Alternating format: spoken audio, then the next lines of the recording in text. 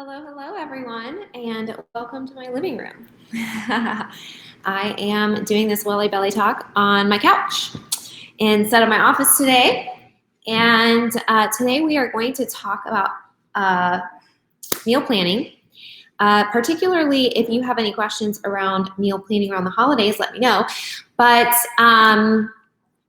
I actually woke up this morning with a little bit of a sore throat. So I thought today, how I normally do a product spotlight, I thought today I would kind of show you some things that I use to keep myself healthy and to attack it whenever I'm not feeling quite well. And of course, this is kind of something where I woke up, I was tired for a couple days this week. And I was like, am I getting sick?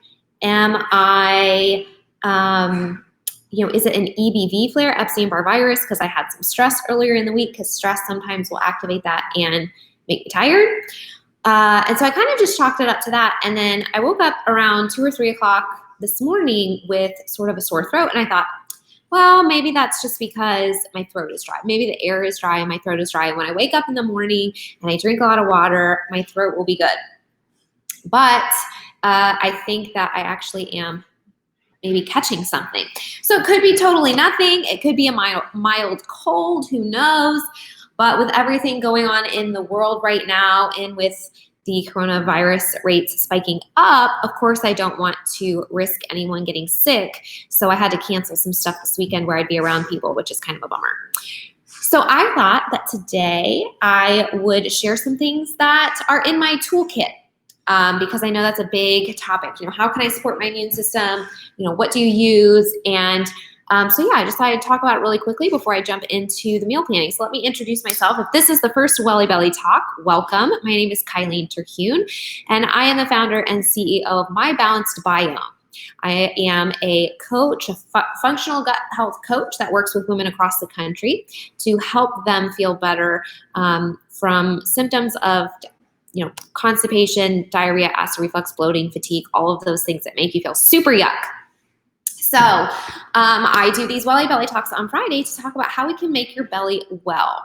And so obviously part of that is supporting your immune system. And when we're talking about meal planning, it's a really big part of gut health and our overall health is to keep our tummies happy and to avoid food sensitivities and eat an anti-inflammatory diet and to cook most of our food at home. So I'm going to share just some general tips on how to meal plan, because I know sometimes when we're making the changes to healthier lifestyle, that's where it gets really hard. So, all right, back to my toolbox here. So obviously with a sore throat, you have to have some throat lozenges. So these ones have zinc in them. So a lot of people will say that you should just hit it hard with zinc whenever, the moment you start to feel off, right? So a lot of the throat lozenges and things for cold and flu, you'll see that they have a little bit of zinc in them because zinc kind of helps a lot of things work better when it's coming to supporting your immune system. So elderberry is also supportive to the immune system, and these are honey lemon elderberry zinc lozenges. So it's a good little pack there. So I had one of those this morning. I always take my biocidin. This is an herbal botanical blend of different essential oils and herbs, and it works really, really great. I love it. I take that every day, and if I was not taking it and felt like I was getting sick, I would take it. I went out and grabbed some NAC, which is N-acetylcysteine, which helps your, it's like a precursor to glutathione, which is your body's main antioxidant. So N-acetylcysteine can be really awesome. Vitamin D, of course, you've probably heard a lot about in the news I did a vitamin D series last week on social media about how important it is to have healthy vitamin D levels, because when your levels are too low, it leaves you very susceptible for more things. And if you catch something, you're more likely to have worse symptoms if your vitamin D levels are low. So always taking my vitamin D. And this is a powder, Vitality C. It's a vitamin C powder. And this is a new, I had another powder that I used for a while. And so this is a new one that I'm trying. And you take 1 scoop of it, which is 4 grams. So you can dissolve that in some water or juice, whatever works for you to get it down. And yeah, so that's definitely, I'm probably gonna do that a couple times today, get some high dose vitamin C in there today. And let's see what else. I did take some glutathione. I would show that to you, but it needs to be refrigerated. So I'm gonna leave that in the refrigerator, and I'm gonna just take one of these lozenges really quickly while we're talking. So sorry about the noise. Okay. I'm gonna drink water.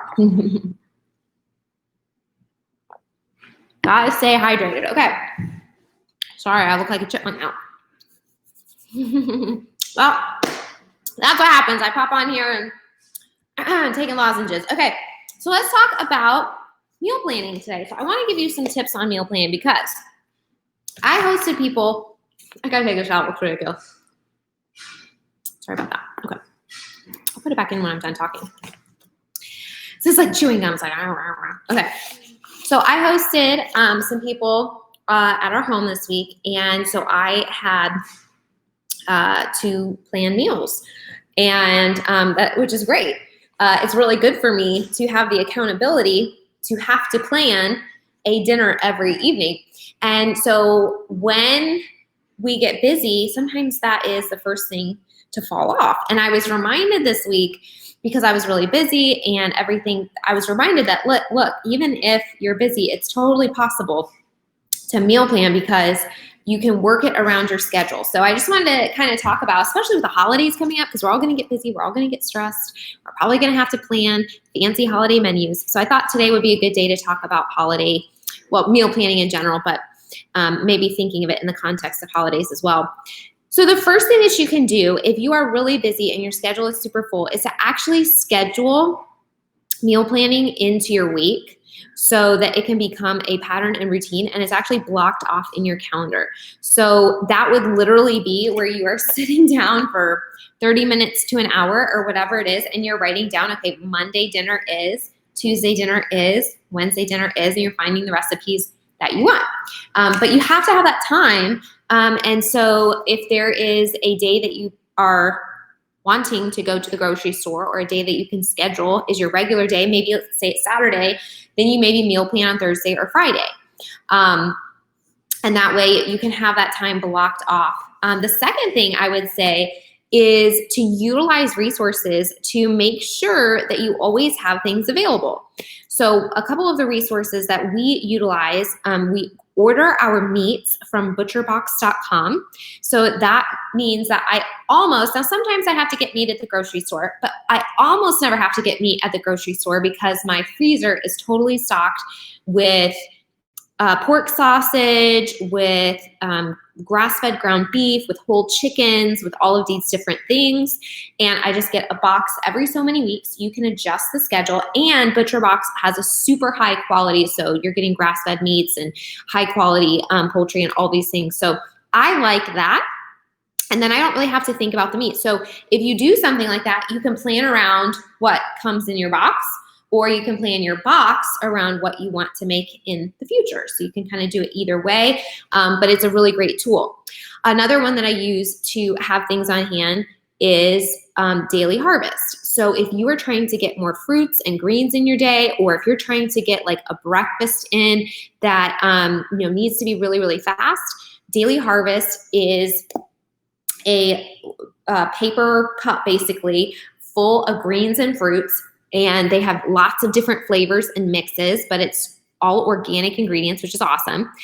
And so what you can do is you fill that up with water, you dump it in the blender. I usually add a protein powder to it, and then you have a great green smoothie for a meal. And you can take that to work if you're in a hurry, if you need to drink it in the car, whatever. So that's a great option too. So number one is to schedule your list making meal planning time. And number two is utilize resources like ButcherBox and Daily Harvest or things like that, where certain things are delivered to your home that can either make shopping easier or can make different meals easier, and can make sure that you always have something at home. Because as much as you get used to meal planning, there will always be times where you've been busy, and even if you planned a dinner, you didn't start it early enough and now you're in a rush. And you know what you can do? You can grab some of that extra meat from the freezer. You can thaw it real quick. You can throw it in the skillet. You can add some vegetables and you have like a skillet meat hash kind of dinner. Okay, so I like to use those kinds of resources. So number 3 is kind of tied to number 1, and that is actually sitting down and like planning the dinners. So when you create that scheduled time to sit down, you're deciding what dinners you want to have on what days, and then you're writing down what ingredients for the grocery list, of course, that you're going to need based on those recipes. So I like to use things like a variety of different things. So I like to use things like cookbooks, and then I also like to use things like Google. And so I will Google things like paleo. Like, for example, this week I thought, okay, I have certain days that I'm going to need to make a crock pot recipe, because on Wednesday I was leaving and I was going to take a day of shopping, and it was really fun. And I was going to be out of the house most of the day. So I thought, okay, Wednesday I'm going to need a crock pot recipe. So you can Google paleo crock pot recipes. Now, you can find crock pot recipes in your favorite cookbooks as well, but what's great about mixing it up and following different blogs and Googling and things like that is that you're going to get variety that way. You can try new things. And sure enough, one of the things that we had was slow cooker Tuscan sausage and kale soup. And boy, was that delicious. I'll post this below if you want. It was the Girl on Bloor, Bloor, the Girl on Bloor.com, and it was slow cooker Tuscan sausage and kale soup. There's a little picture of it. Can you see it? Which direction? There we go. This thing is mirrored, so I can never tell. Okay. So this was really an amazing recipe. So plan around your week. When you sit down to plan your meals, think, okay, what days do I actually have time? And then what days do I need to do something like an Instapot recipe or a crock pot recipe where I can throw it all together in the morning, come home and have it ready, or maybe the family eats at different times and it will be ready no matter what. So that's one way to kind of get around that. And the other thing is to think about varying your meat or your protein and the types of foods and the vegetables that you're having at each meal. So, if you are thinking through Monday through Friday, maybe it's like beef, chicken, turkey, pork, beef, or fish, something like that. And you have something different every night. Same thing with your vegetables. So don't have broccoli every single night. Maybe you have broccoli and then maybe you have roasted root vegetables one night. One night we did 2 roast chickens and I prepped them, and then I went on a call for an hour, and then I came back and I stuck them in the oven and they cooked for like an hour, hour and a half, whatever it was. And at the same time, I put some roasted root vegetables in the oven, so you can work it around your schedule. Especially if you're home right now, there's a lot more flexibility in terms of not having to come home from work and then get it all done. But if you're home, there's a lot of ways that you can kind of work it around your work schedule and your different activities. But if it is something where, you just need it to be ready when you get home, or you need it to be super easy when you come home, crock pot and Instapot, those things are lifesavers. And if you're interested in that chicken recipe, which was amazing, by the way, it's a roasted orange chicken. It's super delicious. I got it from the Cancer Fighting Kitchen.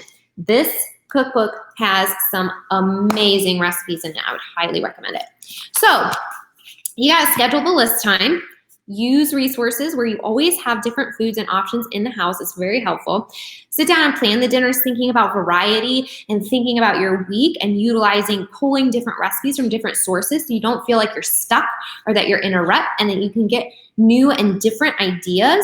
And then work it around your schedule and your work week and what works for you. Now, I talk mostly about dinners, but let's talk about breakfast and lunch really quickly. So this is kind of how I do breakfasts and lunches.